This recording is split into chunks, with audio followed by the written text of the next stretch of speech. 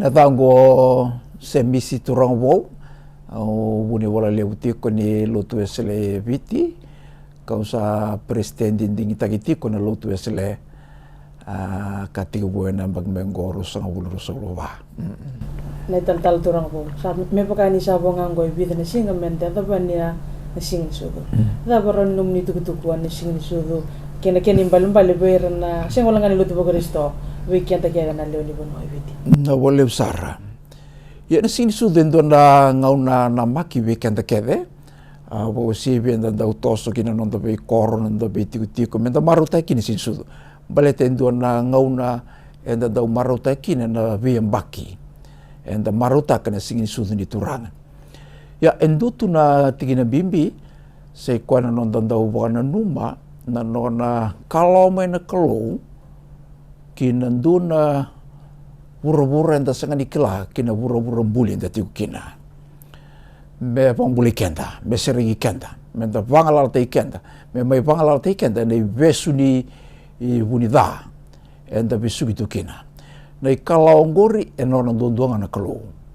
ena kita na kalau me pambulana wura-wura ya na kalau ngori e vayanga te kina na lubena ko Yesu Kristo me rauni nda mbula kina na ke wura-wura e singa nda maruta kina na nona kalau me na kalau kan nda maruta katalanga indona ngau ne sule weekend me nda rauni wangan dina terkina na nonda loloma o kenda na tamatulu tu Kristo enda dawi kalau me nda varitang nonda loloma e sengolan daloma ni renga na lutu se oire retiko na loma ni mbai ni lutu Kristo me rambai libuta kena nonda loloma me nda loma ni retalanga rasing lutu Kristo oira rasing ni pambau ti Yesu Kristo gori endona sal enda rauni ba luta gira kina oira rasing lutu Kristo me nda varitanga ni kalau elo mana na burura na kalau elo mai me pambula na burura isa ni pambula kendanga na lutu Kristo e pambula na burura todo o kenda menda velo mani o kenda menda vio sai menda kalau mena bunua enda dau pato kampe menda bunua nganda enda dau mata ukina se tu bo bina kina menda basuka na ilatwea kadawi kalau yani menda lo manir nta mata kedenga so na bubale enda nonda bubale enda tiko